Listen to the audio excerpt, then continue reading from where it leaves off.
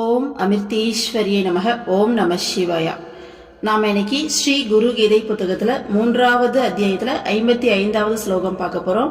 So last வீடியோவில் என்ன பார்த்தோன்னு ஒரு ரீகால் பண்ணிட்டு வந்துடலாம். லாஸ்ட் வீடியோவில் நிறைய குருமார்களை பற்றி பார்த்தோம். வாசக குரு, போதக குரு, நிஷித்த குரு, விஹீத குரு, காரண குரு, கடைசியா பரமகுருன்னு சொல்லி பார்த்தோம். ஸோ இந்த மாதிரி நிறைய விதமான குருமார்கள் இந்த உலகத்தில் இருக்காங்க. ஆனா குருவுக்கெல்லாம் குருவா இருக்கிறது கடைசியா நம்ம பார்த்த பரமகுரு தான். ஸோ அந்த பரமகுருவை நாம ரொம்பவும் ஸ்ரத்தையோட கண்டுபிடிச்சு அவங்களதான் சரணடையணும். மற்ற குருமார்கள்கிட்ட சரணடைஞ்சோம்னா பயன் இல்லை அப்படின்னு சொல்லி பார்த்தோமா. அடுத்தது இந்த பரமகுருவுடைய தன்மைகள் எப்படி இருக்கும், அவங்க பரமகுரு தான் நம்ம எப்படி கண்டுபிடிக்கலாம்னு சொல்லிட்டு, ஸோ பரமகுரு அப்படிங்கிறவங்க எப்படி இருப்பாங்கன்னு சொல்லி நிறைய விஷயங்கள் சொன்னாங்க. அதில் ஒரு முக்கியமான விஷயம் என்னன்னா, அவங்களுடைய வெறுமனே தரிசனத்தால மகிழ்ச்சி, பொறுமை, அமைதி எல்லாம் நமக்குள்ள தானா ஏற்படும். ஸோ பரமகுருவுடைய தன்மை இப்படிதான் இருக்கும் அப்படின்ற மாதிரி இன்னும் நிறைய விஷயங்கள் எல்லாமே சொன்னாங்க இல்லையா.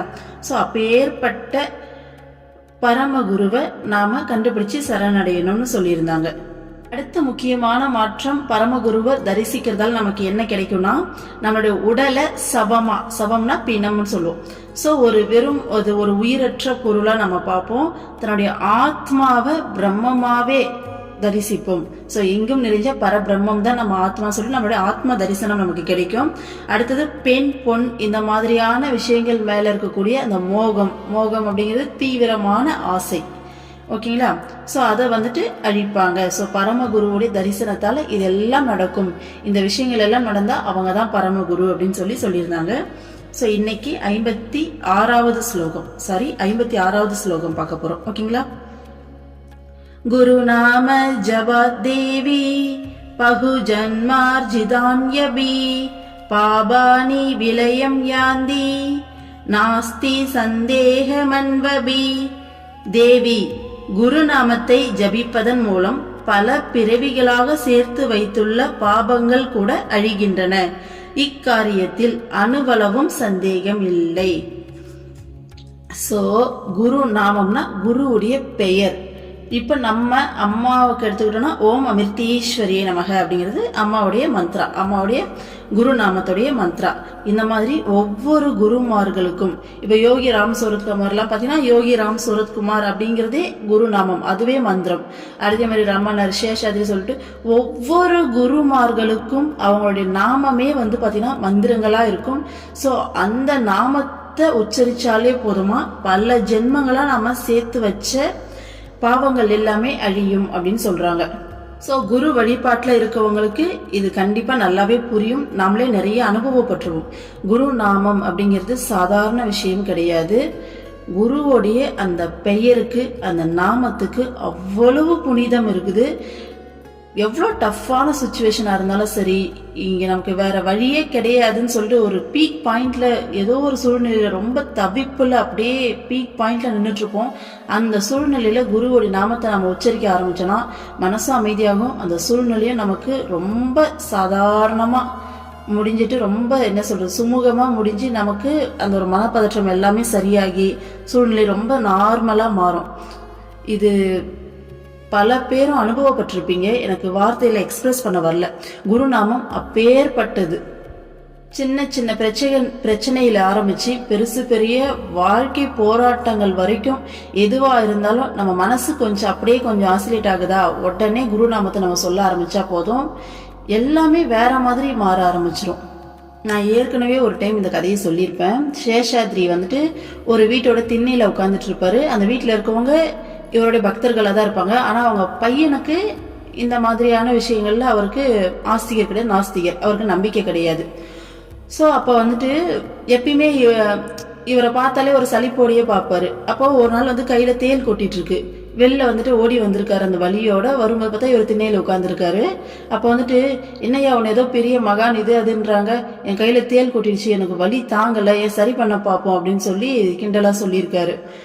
உடனே வந்து சேஷாத்ரி என்ன பண்ணி கீழே இருக்க அந்த மண் எடுத்து சேஷாத்ரின்னு சொல்லி தேல் கொட்டின இடத்துல வந்துட்டு அந்த மண்ணை போடு அப்படின்னு இருக்காரு.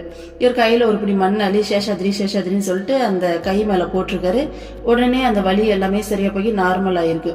ஸோ சாதாரண மண்ணு கூட அந்த குருநாமத்தை சொல்லி சாதாரண மண்ணு தான் அதை எடுத்து அந்த குருநாமத்தை சொல்லி அந்த கையில் போடும்போது தேல் கொட்டின வலி உடனே காணாம போகுது. ஸோ இது ஜஸ்ட் ஒரு சாம்பிள் தான். மகான்களுடைய வாழ்க்கை வரலாறுல பார்த்தோம்னா இந்த மாதிரி பல விஷயங்கள் வந்து நடந்திருக்கும். ஸோ இதுதான் குரு நாமத்தோடைய மகிமை. குரு நாமத்துக்கு உடைய மகிமையை இதுதான் சொல்லி நம்ம ஒரு குறிப்பிட்ட ஒரு விஷயத்துல சொல்லி முடிக்க முடியாது. ஏன்னா அவ்வளவு மகிமை வாய்ந்தது குருநாமம். சொல்ற மாதிரி குருகீதை புக்கிலே சிவபெருமானே பார்வதி தேவி கிட்ட சொல்லியிருக்காரு. ஸோ பல ஜென்மங்களா பல பிறவிகளா சேர்த்து வைக்கப்பட்ட பாவங்கள் அழியுதாமா குருநாமத்தை நாம சொல்றதால. அதுவும் சொல்லிட்டு சொல்றாரு, இதுல அணுவளவு கூட சந்தேகம் கூடியதான். ஒரு அணு அப்படிங்கிறது எவ்வளவு குட்டி நமக்கு தெரியும் இல்லையா? ஸோ ஒரு தூசினாவோட அதில் பல அணுக்களுடைய சேர்க்கை தான் ஒரு தூசியாகவே இருக்குது. ஸோ அப்போ அந்த அணுங்கிறது எவ்வளோ ஒரு சின்னதான விஷயம், அந்த அளவுக்கு கூட சந்தேகம் கிடையாதாமா. ஸோ அந்த அளவுக்கு குருநாமத்துக்கு ஒரு ஸ்பெஷல் இருக்குது. குருநாமத்தை ஜபிக்கிறது மூலமாக பல ஜென்மங்களாக சேர்த்து வச்ச பாவங்களே அழியுது அப்படின்னு சொல்லியிருக்காரு. அடுத்த ஸ்லோகம் பாருங்க. ஸ்ரீ குரு சத்ருசம் தெய்வம் ஸ்ரீ குரு சத்ருசபிதா குரு தியான சமம் கர்ம நாஸ்தி நாஸ்தி மஹிதலே. குருவுக்கு நிகரான தெய்வமோ தந்தையோ குரு தியானத்திற்கு நிகரான கர்மமோ இப்பூ உலகில் இல்லவே இல்லை. ஸோ குருவுக்கு ஈக்குவலான ஒரு காட், ஒரு கடவுள் அப்படிங்கிறது இந்த உலகத்துல கிடையாது. ஸோ இருக்கிறதுலே நம்ம தந்தை தாயை தான் ரொம்ப உயர்ந்த இடத்துல வச்சு பார்ப்போம் இல்லையா? ஸோ குருவுக்கு நிகராக அப்படி ஒருத்தரும் கிடையாது. ஸோ குரு தியானத்துக்கு ஈக்குவலான ஒரு செயல் இந்த உலகத்துல கிடையாது. ஓகேங்களா? ஸோ இருக்கிறதுலேயே உயர்ந்தவர் குரு தான். குருவுடைய தியானம் தான் இருக்கிறதுலே மிக உயர்ந்த உன்னதமான செயல். அதுக்கு ஈக்குவலா வேற எந்த செயலும் கிடையாது.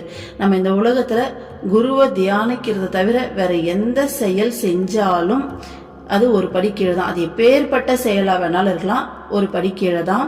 ஸோ குருவுடைய நினைவு, குருவை தியானிக்கிறது அப்படிங்கிறது என்ன? குருவை நினைக்கிறது தான் குருவை தியானிக்கிறது. குருவுக்குள்ள மூழ்கிறது, குருவோட கரையிறது, குருவோட கலக்கிறது. ஸோ அடுத்தடுத்த ஸ்டேஜ் இதெல்லாம். ஸோ குருவை பத்தின தியானம், குரு தியானம் தான் வந்து பாத்தீங்கன்னா இருக்கிறதுல மிக உயர்ந்த கர்மம் அப்படின்றாங்க. இதுக்கு ஈக்குவலான கர்மம் இந்த உலகத்திலேயே கிடையாது. ஸோ மனித பிறவி எடுத்து நம்ம வாழ்ந்துட்டு இருக்கோம் அப்படின்னா குருவை பத்தின நினைவு, எண்ணம், ஸோ குரு சொன்ன வார்த்தைகளை கடைபிடிக்கிறது, அதன்படி வாழ முயற்சி பண்றது, இதுதான் குருவுக்குள்ள கலக்கிறதுக்கான முயற்சிகள் இல்லையா? ஸோ இதுக்கு ஈக்குவலான செயல் இந்த உலகத்திலே கிடையாதுன்னு சிவபெருமான் சொல்றாரு. கண்டிப்பா இந்த ப்ராசஸ்ல இருக்கவங்களால மட்டும்தான் குருகதியை இவ்வளோ தூரம் வந்து கேட்டுட்டு வர முடியும். ஸோ இந்த ப்ராசஸ்ல ஒரு சில டைம்ல நமக்கு கொஞ்சம் ஒரு மாதிரி சலிப்பு தட்டலாம். சலிப்பு மீன்ஸ் எப்படி சொல்றது? நம்ம எவ்வளோ முயற்சி பண்ணாலும் நம்ம அம்மாவை நெருங்குறோமா? அம்மாவுக்கு நம்மள தெரியுமா? அம்மா நம்மள என்ன சொல்றது, அம்மா நமக்கு இம்பார்ட்டன்ஸ் கொடுக்குறாங்களா? எதுவும் அம்மா நம்மளை கண்டுக்கிற மாதிரியே தெரியலையே, நம்ம எப்படி இன்னும் வந்துட்டு அம்மாவை நெருங்குறது? இப்படி பலவிதமான கேள்விகள் நமக்குள்ள வரும். ஒரு சில டைம்ல அது கொஞ்சம் லேசான ஒரு விரக்தியாகவும் மாறும். என்ன ட்ரை பண்ணாலும் ஏதோ நம்மளால சரியா செய்ய முடியாத மாதிரி, நம்ம சரியா போய் ரீச் ஆகாத மாதிரி, நம்ம எப்பதான் பண்ணுவோம், எப்பதான் அம்மாவை நெருங்குவோம் அப்படின்ற மாதிரி ஒரு மாதிரி மனசுல ஒரு வலி, ஒரு வேதனை எல்லாமே கண்டிப்பா ஒரு நேரம் இல்லைனாலும் ஒரு நேரம் வரும். ஸோ அதுக்கு அம்மா வந்துட்டு எப்பயுமே மெடிடேஷனுக்கு முன்னாடி ஒரு சத்சங் கொடுப்பாங்க. மெடிடேஷன்னா என்னன்னு சொல்லிட்டு அதில் அம்மா வந்துட்டு அழகாக ஒரு கதை சொல்லுவாங்க. என்னன்னா, சாப்பாடு கொடுக்குற ஒரு சத்திரமாமா. ஸோ அந்த சத்திரத்தில் குறிப்பிட்ட டைமிங்கோட ஃபுட்டு முடிஞ்சிருச்சுன்னா க்ளோஸ் பண்ணிடுவாங்க. ஆனால் லேட்டாக யாராச்சும் பசியாக வராங்கன்னா அங்கே ஒரு மணி இருக்குமா, அந்த மணி அடித்தா சாப்பாடு, அந்த டோர் ஓப்பன் பண்ணி உள்ளே கூப்பிட்டு சாப்பாடு கொடுப்பாங்களாமா. அப்படி வந்துட்டு ஒரு சின்ன பையன் வந்துட்டு வந்திருக்கான், பயங்கர பசியோட வந்திருக்கான். ஆனால் அந்த மணி அடிக்கிறதுக்கு அவனுக்கு கை எட்டாதால ட்ரை பண்ணி எக்கி பார்க்குறான், அவனால் அடிக்க முடியல. அப்போ வந்துட்டு நீங்களுமே கேட்டிருப்பீங்க, அம்மா ரெகுலராக சொல்கிற கதை தான் இது. ஸோ ஒரு குச்சி எடுத்துகிட்டு வந்து எப்படியாச்சும் அடிக்கலான்னு ட்ரை பண்ணி பாரு. அந்த குச்சியை வச்சுமே அவனால் அடிக்க முடியல, எட்டில். நெக்ஸ்ட்டு வந்து பார்த்தீங்கன்னா கீழே வந்துட்டு ஏதோ அங்கே இருந்த பொருட்கள்லாம் எடுத்து போட்டு அது மேலே ஏறி நின்று அடிக்கலான்னு சொல்லி ட்ரை பண்ணுறான். ஸோ அந்த முயற்சியும் கை கொடுக்கல. அடுத்து ஒரு கல் எடுத்து எப்படியாச்சும் அந்த மணியில் அடித்தா ஒரு சத்தம் வரும் இல்லையா, அதை கேட்டு திறப்பாங்க இல்லையான்னு சொல்லி ஒரு கல் எடுத்து அது மேலே அடிக்க ட்ரை பண்ணுறான். அப்பயுமே அவனால் முடியல. கடைசி வரைக்கும் ஏதோ முயற்சி பண்ண, அவனால் முடிஞ்ச எல்லா முயற்சியும் பண்ணிட்டான். அவனால் அந்த மணியை அடிக்கவே முடியல. அவனுக்கா பயங்கர பசி. அப்போது இது எல்லாத்தையும் தூரமாக இருந்து பார்த்துட்டு இருந்த ஒருத்தர் இந்த பையனோட முயற்சியை பார்த்துட்டு என்ன இவன் இவ்வளோ ட்ரை பண்ணுறானேன்னு சொல்லிட்டு அதுக்கப்புறமா வந்து அவர் வந்து மணியை அடிச்சிருக்காரு. அடித்த உடனே கதவு ஓப்பன் ஆயிருக்கு. உள்ளே போய் உட்காந்து நல்லா வயிறார சாப்பிட்ருக்கான். ஸோ இதுதான் கதை. அம்மா என்ன சொல்கிறாங்கன்னா, இந்த மாதிரி நம்மளோட முயற்சிகளை நம்மளால் முடிஞ்சதை நம்ம பண்ணிக்கிட்டே இருக்கணும். அம்மா எப்பயுமே சொல்லுவாங்க, குருவுடைய அருள் வந்து பார்த்தீங்கன்னா, கடவுளுடைய அருள், குருவுடைய அருள் எப்போ வரும், எப்படி வரும் அதெல்லாம் தெரியாது. இப்போ தான் எனக்கு கிடைச்சே ஆகணும் நம்மளால் கம்பலும் பண்ண முடியாதாம்மா. அது வரும். எப்போ வரணுன்றது அது அவங்க முடிவு பண்ணுறது தான். ஆனால் நம்ம சைடில் நம்ம முயற்சி பண்ணிக்கிட்டே இருந்தால் போதும். நம்மளால அது முடியாது.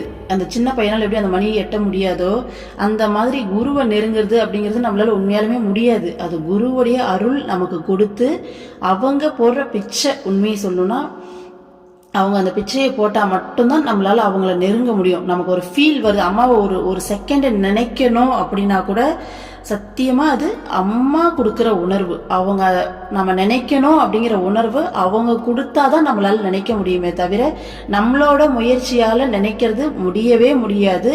நம்ம அப்படி நினைச்சோன்னா அடுத்த செகண்டே அம்மா ஃபீல் எடுத்து விட்டுருவாங்க. இப்போ நினைப்பாக்கலாம் அப்படின்ட்டு நம்ம ட்ரை பண்ணால் கூட முடியாது. ஸோ ஒரு செகண்ட் அம்மாவை நினைக்கிறோன்னா கூட அது அம்மா நமக்கு கொடுக்குற பிளெஸ்ஸிங். அம்மாவுடைய பிளெஸ்ஸிங்கால தான் நம்மளால அவங்கள நினைக்க முடியுது. ஸோ எல்லா குருமார்களுக்கும் இது பொருந்தும். அப்போது நம்ம சைடில் நாம் முடிஞ்ச அளவுக்கு முயற்சி எடுத்துக்கிட்டே இருக்கணும். நம்ம ட்ரை பண்ணிக்கிட்டே இருக்கணும். என்னால் முடிஞ்ச முயற்சி நான் எடுத்துக்கிட்டே இருக்கமா, உனக்கு எப்போ வந்துட்டு தோணுதோ அப்போ நீ எனக்கு வந்து பார்த்தீங்கன்னா கொடு அப்படின்னு சொல்லி நம்ம ட்ரை பண்ணிட்டு இருக்கிறது மட்டும்தான் நம்ம வேலை. கண்டிப்பாக நம்மளுடைய ஒரு சின்ன ஒரு கடுகளவு முயற்சி கூட வேஸ்டாக விட மாட்டாங்க. அத்தனையுமே ப்ராசஸ். நான் கண்டுக்காமல் இருக்காங்க, திரும்பி பார்க்காம இருக்காங்க, ஃபீல் கொடுக்காம இருக்காங்க, எல்லாமே ப்ராசஸ் தான். கண்டிப்பாக அதுக்கு நம்மளே கேட்டு வாங்கினா கூட அந்த அளவுக்கு வாங்க மாட்டோம். அதோட அதிகமாக ஒரு படி மேலே தான் அம்மா நமக்கு கொடுப்பாங்க. ப்ராசஸ் முடியும் போது மனசளவில் நமக்கு அவ்வளவு மாற்றங்கள் ஏற்பட்டிருக்கும். ஸோ அடுத்த ஸ்டேஜுக்கு நம்ம கடவுள்கிட்ட நெருங்கியிருப்போம், குருக்கிட்ட நெருங்கியிருப்போம். அடுத்தது அம்மா இதே மாதிரி இன்னொரு கதை சொல்லியிருக்காங்க. ஒரு குரு இருந்தாராம்மா. அவருக்கு ஒரு 10-15 சீடர்கள் கிட்ட இருக்காங்க. அவர் வந்துட்டு ஒரு வேலையை வந்து சீடர்களை பார்த்து சொல்கிறாரு. ஸோ அந்த மலை மேலே இருக்க அந்த உச்சியில் இருக்க அந்த பாறையை கீழே உருட்டி விடணும் அப்படின்னு சொல்லிட்டு ஸோ எல்லாரும் போகிறாங்க. எல்லாருமே ட்ரை பண்ணுறாங்க, எவ்வளவோ முயற்சி பண்ணுறாங்க. அந்த பாறையை நகர்த்த கூட முடியல, அசைக்க கூட முடியல. எல்லாரும் ஒரு ஸ்டேஜுக்கு மேலே ட்ரை பண்ணி பார்த்துட்டு பின் வாங்கிட்டு இல்லை இது முடியாதுன்னு சொல்லி விட்டுடுறாங்க. ஆனால் ஒரே ஒரு சீடர் மட்டும் முயற்சி பண்ணிக்கிட்டே இருக்காரு. எது வரைக்கும்னா அது முடியாதுன்னு தெரியும், இருந்தாலும் முயற்சி பண்ணிகிட்டே இருக்காரு. மற்றவங்க எல்லாம் பார்த்து சிரிக்கிறாங்க. அதை தள்ள முடியாது, நம்மளுடைய ஃபுல் ஃபோர்ஸ் மொத்த பேரை சேர்ந்து தள்ளினா கூட அதை தள்ள முடியல. அப்படின்ற பட்சத்தில் நீ ஒருத்தன் என்னத்தை பண்ண முடியும், முடியாதுன்னு தெரிஞ்சு அதை ஏன் ட்ரை பண்ணுற, எதுக்கு வேஸ்ட்டாக டைம் வேஸ்ட் பண்ணிட்டு இருக்க, வா போகலான்னு சொல்லி கூப்பிடுறாங்க. பொழுதும் போயிடுது. ஆனால் இவர் என்ன பண்ணுறாருன்னா, இல்லை முடியாது, குரு சொல்லியிருக்காரு, சொல்கிறத நான் செய்ய வேண்டியது என் கடமை, நான் முயற்சி பண்ணிட்டு இருக்க போகிறேன்னு சொல்லிட்டு முயற்சி பண்ணிகிட்டே இருக்காரு. நைட்டு ஃபுல்லாக முயற்சி பண்ணுறாரு. எல்லாரும் குருகுலத்துக்கு திரும்பி வந்துடுறாங்க. நைட்டு ஃபுல்லாக முயற்சி பண்ணி காலையிலையும் விடியுது. குரு பார்க்குறாரு, எங்கே அவன் கேட்குறாரு. இந்த மாதிரி வந்து நீங்கள் சொன்னீங்கன்னா அங்கே இருக்கான் அப்படின்னு சொல்கிறாங்க. அப்புறம் எல்லாரும் கிளம்பி போகிறாங்க. போயிட்டு பார்த்தா இன்னமும் அவர் அந்த வேலையை அப்படியே செஞ்சிட்டே இருக்காரு, முயற்சி பண்ணிக்கிட்டே இருக்காரு. குரு போயிட்டு என்ன பண்ணுறாருன்னா ஒரு கையால் ஜஸ்ட் வந்துட்டு தொடும்போது அந்த பாறை போயிட்டு விழுந்துருச்சு. ஸோ அவரோட முயற்சிக்கு வெற்றி கிடைச்சிருச்சு. இதுதான் குருவருள் அப்படிங்கிறது. இப்போது யார் இதில் ஜெயிச்சது? திரும்பி போன யாருமே ஜெயிக்கல. யார் வந்து குரு சொன்ன வார்த்தையை நான் மதிப்பேன், குரு சொல்லிட்டார், முயற்சி பண்ண சொல்லியிருக்காரு, நான் பண்ணுவேன்னு சொல்லி ட்ரை பண்ணிக்கிட்டே இருக்கணும். கடைசியாக குருவருள் நமக்கு வரும்போது நாம் அதில் ஜெயிப்போம், நமக்கு வெற்றி கிடைக்கும். அது வரைக்கும் நம்மளுடைய வேலை ட்ரை பண்ணிகிட்டே இருக்கிறது. ஸோ குரு வந்து ஒன்றுமே பண்ணல, ஜஸ்ட்டு வந்து அவருடைய அருளை கொடுத்தாரு, அந்த பாறை போட்டு விழுந்தது இல்லையா, அந்த மாதிரி நம்ம முயற்சி பண்ணிக்கிட்டே இருக்கும்போது குருவருளும் நம்மை நோக்கி கண்டிப்பாக வரும். நாம் அதுக்காக வெயிட் பண்ணணும். பொறுமையாக வெயிட் பண்ணுறதை தவிர நமக்கு வேற ஆப்ஷன் கிடையாது. ஸோ முயற்சி ப்ளஸ் சரணாகதி இது மட்டும்தான் குரு கிட்ட நமக்கு தேவையானது. அப்படி நாம் இருக்கும்போது கண்டிப்பாக அதற்கான பலன் கிடைக்கும். ஏன்னா நிறைய நேரங்களில் நம்ம வெக்ஸ் ஆகிடுவோம். ஒரு மாதிரி என்னடா அது, நம்ம எவ்வளோ ட்ரை பண்ணாலும் நம்மளால் ஒன்றுமே பண்ண முடியலையே, நம்ம ப்ராசஸில் இருக்கோமா, உண்மையிலேயே அடுத்த ஸ்டேஜுக்கு போகிறோமான்லாம் நமக்குள்ள 1000 கேள்விகள் வரும். அந்த மாதிரி டைமில் நம்ம இதெல்லாம் நினச்சி ட்ரை பண்ணிகிட்டே இருந்தால் போதும், கண்டிப்பாக வந்து பிளஸ் பண்ணுவாங்க. எல்லாமே நமக்கான டெஸ்ட்டு தான். டெஸ்ட்டு ப்ளஸ் நம்ம மனசை பக்குவப்படுத்துறதுக்கான ப்ராசஸ். அடுத்த ஸ்லோகம் பாருங்க. குலம் தனம் பலம் சாஸ்திரம் பந்த வாசோதரா இமே மரணே நோபயுச்யந்தே குருரே கோஹி தாரகஹ. மரண வேளையில் ஒருவனின் குலம் தனம் பலம் சாஸ்திர ஞானம் உறவுகள் சகோதரர்கள் என இவற்றில் எதுவும் பயன்படாது. குரு மட்டுமே அவ்வேளையில் அடைக்கலமாக இருக்கிறார். ஸோ இறக்கும் தருவாயில் இப்ப நல்லா வாழ்ந்துட்டு இருக்கோம். என்னைக்கோ ஒரு நாளைக்கு எல்லாரும் இறக்க போகிறோம் இல்லையா? இது உண்மைதான், எல்லாருக்கும் தெரிஞ்சதுதான். ஆனா இப்ப நாம அதை பத்தி யோசிக்கிறது கூட ரெடியா இல்லை. ஆனா கண்டிப்பா அப்படி ஒரு நேரம் வரதான் போகுது. அந்த நேரத்துல இப்போ நமக்குள்ள பாத்தீங்கன்னா இந்த நான் அப்படிங்கிற அகங்காரம் பயங்கரமா இருக்கும். அது நம்மளே ட்ரை பண்ணாலும் முடியாது. அது அம்மாவாதான் பிளஸ் பண்ணி அம்மாவை நம்ம திரும்ப திரும்ப போய் ஹக் பண்ணி அம்மா நமக்கு பல பாடங்கள் நடத்தி அடுத்தது ப்ராசஸ் கொண்டு போயிட்டு ஸோ அம்மாவா கொஞ்சம் கொஞ்சமா எடுப்பாங்க. அம்மாவால மட்டும்தான் அது முடியும், சத்குருவால மட்டும்தான் முடியும். ஸோ நம்ம சைடு இப்போ இவ்வளோ நேரம் சொன்ன மாதிரி முயற்சி பண்ணிக்கிட்டே இருந்தோம்னா குருவர்களால் அது தானா நடக்கும். அந்த நான் என்ன பண்ணுன்னா,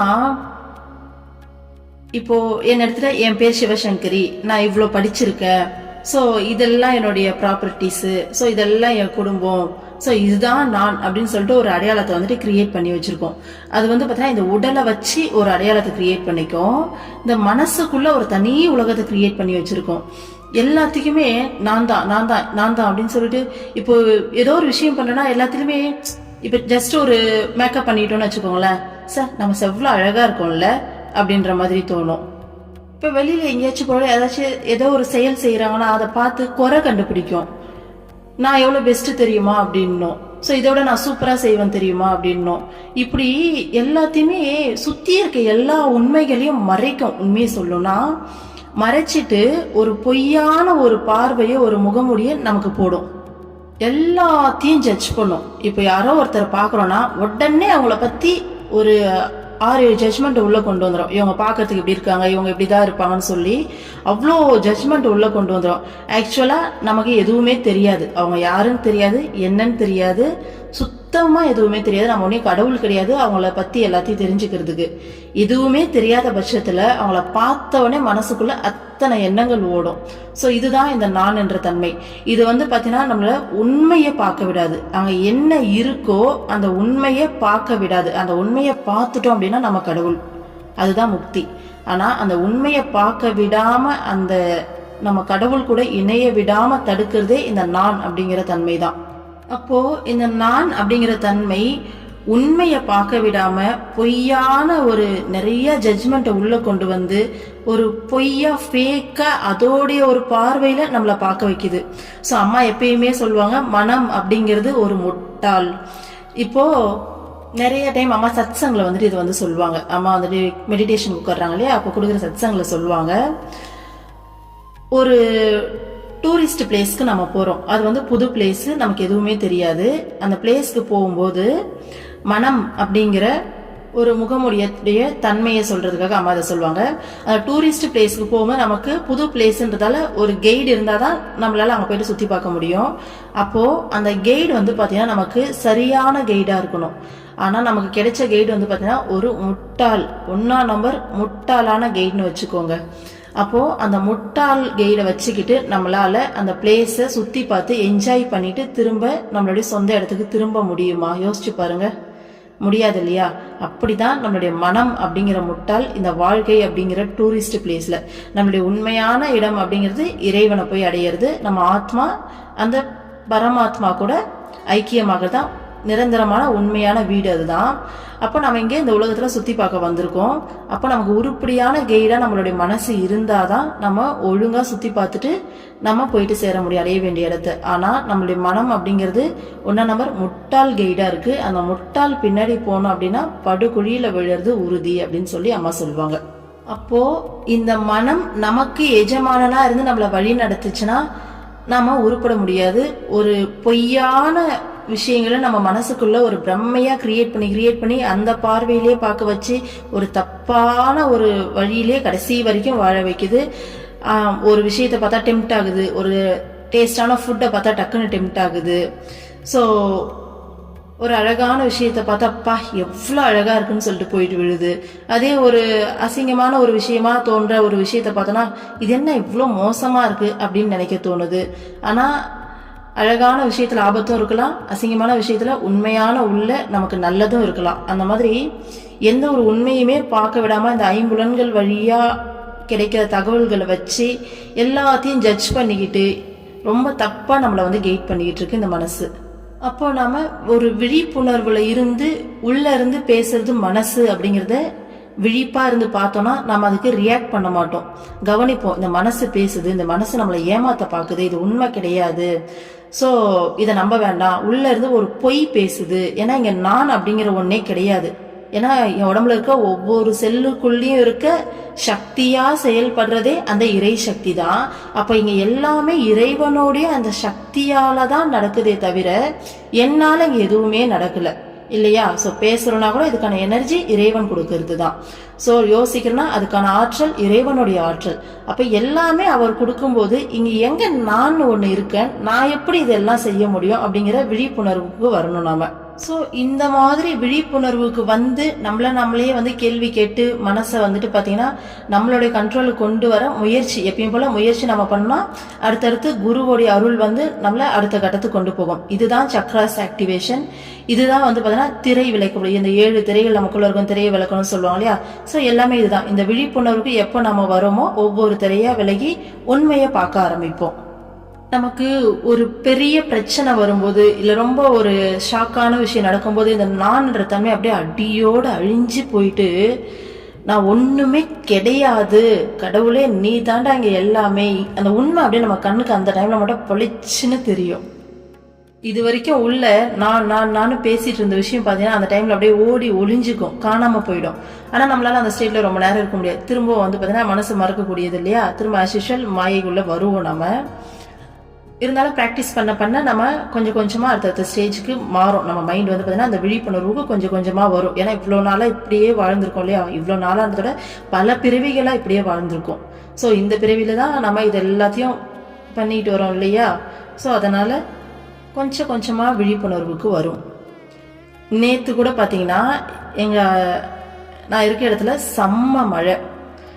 ஸோ என் பாப்பாவை கிளாஸ்ல விட்டுட்டேன். கிளாஸ்லேருந்து திரும்ப கூப்பிட போனோம். ஆனால் மழை கொஞ்சம் கூட அடங்கவே இல்லை. மழை மட்டும் இருந்தால் பரவாயில்ல, இடி மின்னல் அப்படி பயங்கர சத்தம், பயங்கர வெளிச்சமா, அப்படியே இடி மின்னல் பயங்கர வெளிச்சமா மின்னுது, இடி சத்தம் ரொம்ப பெருசா வருது. நான் போகலான்னு சொல்லி பார்த்தா என் சின்ன பாப்பா வரைய கூட இருக்கா. அவளை பக்கத்து வீட்டில் நீ உட்காந்துட்டுடாமா கொஞ்ச நேரம் அவங்க கூட இரு, நான் போயிட்டு அக்கா உடனே கூட்டிட்டு வந்துடுன்னு சொல்லி கேட்குறேன். முடியாது, நான் உன் கூட தான் வருவேன்னு சொல்லி அடம் பண்றா. ஸோ அவளையும் நான் அந்த மழையில கூட்டிட்டு போனோம். நான் இருக்க இடத்துல ரோடு ஃபுல்லாமே தண்ணி நல்லா ஏறிடுச்சு. அந்த தண்ணி அப்படியே போனோம்னா 2 சைடும் அப்படியே அடிக்குது பைக்ல, அவ்வளோ தண்ணி. ஆனால் 5 மினிட்ஸ் தான் டிராவல், போயிட்டு கூட்டிட்டு வந்துடலாம். இருந்தாலும் அடிக்கிற மழையில ஒண்ணுமே முடியல. நானும் வெயிட் பண்ணி பார்க்குறேன். அங்கே என் பொண்ணு பெரியவ வெயிட் பண்ணிட்டு இருக்கா. ஸோ அவளையும் தனியாக விட முடியாது, சீக்கிரம் போய் நான் அவளையும் கூப்பிட்டாகணும். இவ்வளோ நாளாக நம்ம வந்து பார்த்தீங்கன்னா கல்யாணத்துக்கு முன்னாடி நல்லா பேம்பரிங்காக இருந்திருப்போம்.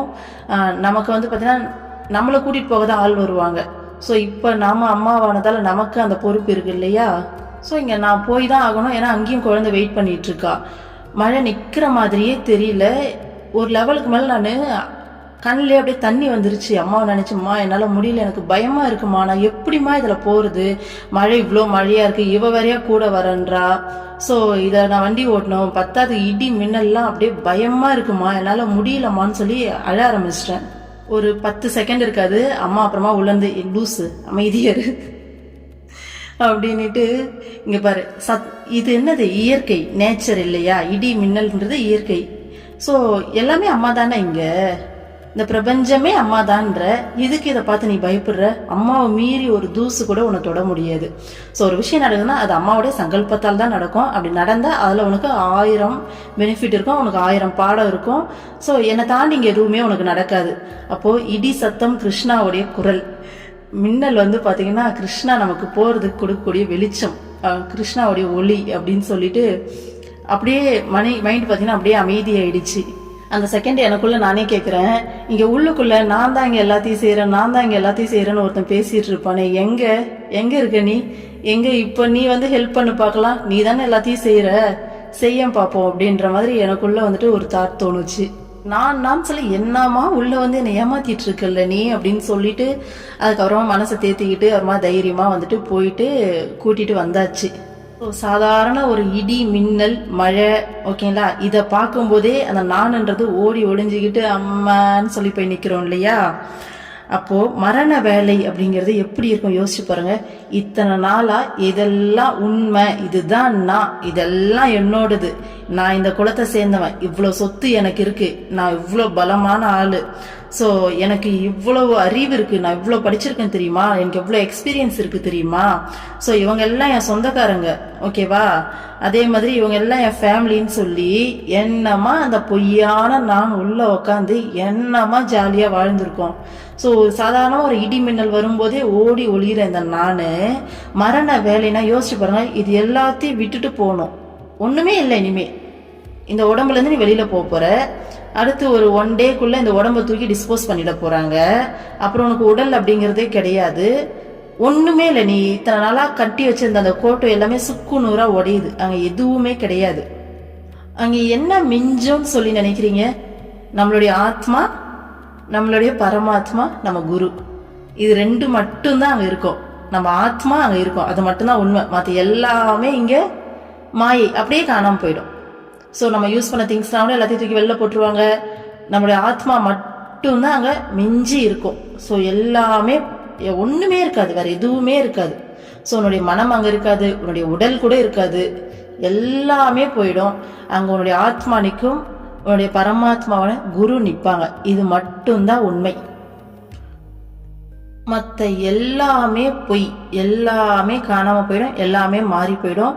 இது மட்டும்தான் மிஞ்சம், இது மட்டும்தான் நிஜம். அதனால தான் இந்த உடம்புல இருக்கும்போதே குரு கிட்ட சரணாகதி அடைஞ்சு அவங்க கூட கலந்துடணும்.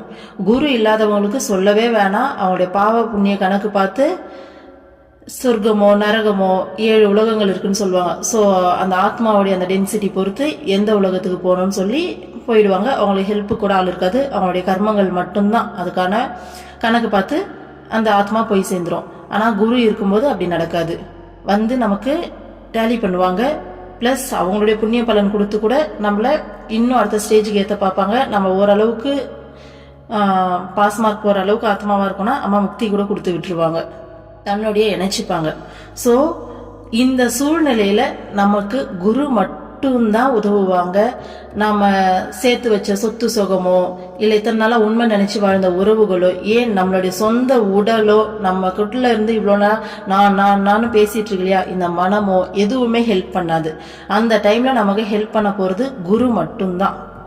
ஸோ அதனால தான் குருவுக்கு நிகரான தெய்வம் கிடையாது, குருவுக்கு நிகரான உறவும் கிடையாது. நம்மளுடைய தாய் தந்தை, நம்மளுடைய குழந்தைங்க, நம்மளுடைய உறவுகள் எல்லாவுமாவே நம்ம குருவாவே பார்க்கணும், குருவாவே பாவிக்கணும். ஸோ நம்ம பார்க்குற எல்லாமே குருவுடைய வடிவமாகவே பார்க்க ப்ராக்டிஸ் பண்ணணும். ஸோ குருவுக்குள்ள கரைய குருவோட கலக்க முயற்சி பண்ணணும். ஸோ அவருடைய உபதேசங்கள் ஒவ்வொன்றத்தையும் நாம் ரொம்ப ஒரு என்ன சொல்ற ஸ்ரத்தையோடு கேட்டு அதன்படி வாழறதுக்கான முயற்சியை நம்ம பண்ணிக்கிட்டே இருக்கணும். ஏன்னா இங்கே அது மட்டும்தான் உண்மை. நம்மளுடைய ஆத்மஸ்வரூபம் அப்படிங்கிறது குருவோடைய ஆத்மா, குருவோடது அது. ஸோ குருவோடைய பிரதிபலிப்பு தான் இங்கே இருக்கிறது. இது மட்டும்தான் உண்மை, மற்ற எல்லாமே டிராமா, மாயை.